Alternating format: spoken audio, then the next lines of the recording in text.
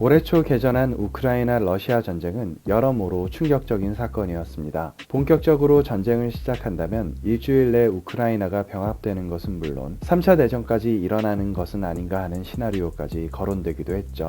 그러나 우크라이나는 열악하고 어려운 전투 와중에도 저항을 이어가고 있는데요. 그 중심에는 바로 코미디언 출신 대통령 볼로디미르 젤렌스키가 있습니다. 2019년 우크라이나 대통령으로 선출된 젤렌스키의 인생은 정말 드라마틱합니다. 러시아군 소속으로 2차 대전에 참전한 유대계 집안의 자손으로 태어나 코미디언으로 또 정치 패러디 시트콤 제작 등으로 얻은 지명도로 대통령에 선출된 그는 러시아의 침공에도 결연한 의지를 보이며 우크라이나인들을 이끌고 있어 전 세계가 인정하는 자유민주주의의 투사이자 우크라이나의 리더십으로 등극했습니다. 오늘은 강대국 러시아에도 굴하지 않고 민주주의를 지키고 있는 우크라이나 대통령 볼로디미르 젤렌스키에 대해 알아보도록 하겠습니다.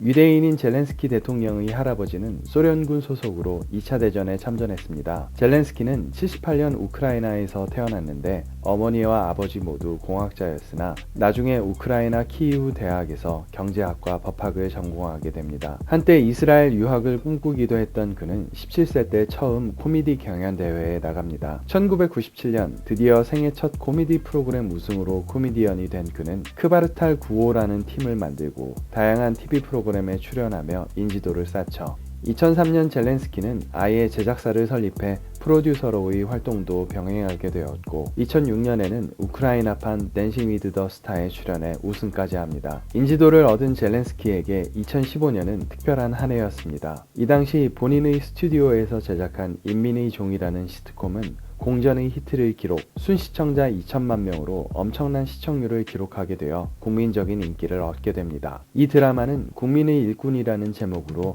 국내의 행복 채널에서 방송되기도 했죠. 젤렌스키는 교사 출신으로 대통령이 되어 부정부패에 저항하는 주인공을 연기했는데 이 드라마로 인해 젤렌스키가 대통령 후보로 거론되는 계기가 됩니다.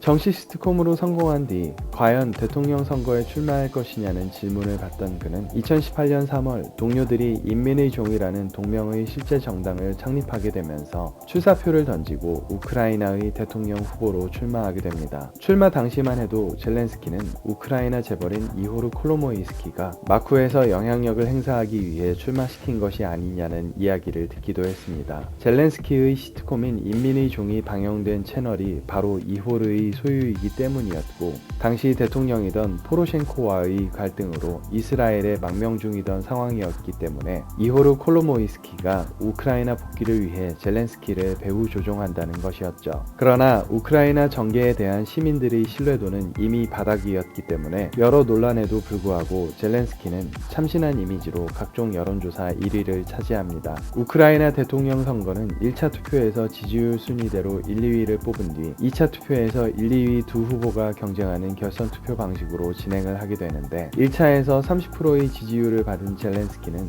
15%를 받은 포로셴코와 결선을 치러 2차 투표에서 73%의 득표율로 우크라이나 사상 최연소 대통령으로 선출됩니다. 대통령에 취임한 젤렌스키는 취임 직후 의회를 해산하고 내각 총사퇴를 요청합니다. 반대 세력의 반발에도 이후 열린 총선에서 인민의 종은 40% 이상의 지지율로 우크라이나 내 거대 여당의 지위를 차지하게 되어 개혁을 시작할 수 있게 되었죠. 취임 후 서방 정치권과의 협력으로 러시아와의 문제를 해결하려 했으나 러시아가 천연가스 공급망을 쥔 상태에서 EU 국가들이 지지를 얻기는 어려웠습니다. 2021년 돈바스 전쟁 때 반인권 범죄를 저지를 피의자들을 기소할 수 있는 법안이 의회에서 통과되었음에도 러시아와의 갈등을 의식할 수밖에 없던 젤렌스키는 해당 법안에 대해 서명하지 않아 국내 유가족들의 항의 시위를 받는 등 우크라이나 내에서의 지지율이 추락하며 위기를 맞이하게 됩니다. 또한 당시 젤렌스키는 인민의 종 출신 인사들 중 몇몇을 정부 요직에 임명하여 코미디언 대통령이 나라를 망친다는 비판을 국내외에서 받기도 했습니다. 그리고 불과 몇 달 뒤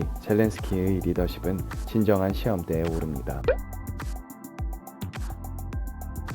젤렌스키 대통령은 평화를 위한 나름의 노력을 펼쳐왔습니다. 그러나 2021년에 들어 푸틴과 러시아 정부는 전략적 행보를 거듭합니다. 21년 4월부터 러시아 정부가 우크라이나와 러시아 국경지대에 병력을 증강 배치하자 젤렌스키 대통령은 서방의 군사적 지원을 촉구하고 EU 가입 승인을 요청합니다. 그런데 2022년 1월 미국을 비롯한 서방의 외교관들 일부와 가족들이 철수하는 등 러시아의 우크라이나 침공이 가시화되는 조짐이 관찰되기 시작합니다. 그리고 2월 22일 푸틴이 루간스크 및 도네츠크 공화국에 대한 독립을 승인하게 되고 젤렌스키 대통령은 대국민 연설을 통해 러시아의 주권 침해를 주장하며 국내 예비군 징집령을 선포하는 등 전쟁은 피할 수 없는 현실로 다가오게 되죠. 2월 24일 푸틴이 우크라이나에 대한 전쟁을 선포하고 국경을 넘게 되자 계엄령을 선포한 젤렌스키 대통령은 서방 정상들과의 통화 후 대국민 담화를 발표합니다. 그러나 이때까지만 해도 우크라이나의 선전을 기대한 이들은 아무도 없었죠. 개전 초만 해도 서방 정상들은 안전한 협상을 위해 젤렌스키의 도피를 권했지만 내게 필요한 것은 탈 것이 아니라 탄약이라며 수도에 남아 항전할 것을 결의합니다. 국가 수반이 몸소 수도인 키이우에 남아 항전할 결의를 SNS를 통해 전파할 때만 해도 젤렌스키 대통령의 정치력을 높이 평가한 외교 분석 기관들은 사실상 존재하지 않습니다. 러시아군의 최우선 목표가 자신임을 아는 상황에서도 수도를 사수한 젤렌스키의 행적은 이후 우크라이나 국민들이 결사항전에 나서게 되는 도화선이 되었으며 사흘 내로 함락될 것으로 예상된 수도 키이우는 EU와 러시아 간의 최전선으로 인식되어 수많은 유럽인들에게 러시아와의 갈등이 강 건너 불이 아님을 인식하는 계기가 되었습니다. 결연한 의지를 보이며 힘겨운 전쟁을 이끌고 있는 대통령의 영웅적 행보로 인해 미국과 EU의 시민들은 젤렌스키를 민주주의 진영의 수호자로 추켜세우고 있죠. 몇 달 전만 해도 우크라이나가 이렇게까지 효과적으로 싸울 것을 예상한 인물은 없었습니다. 그러나 우크라이나는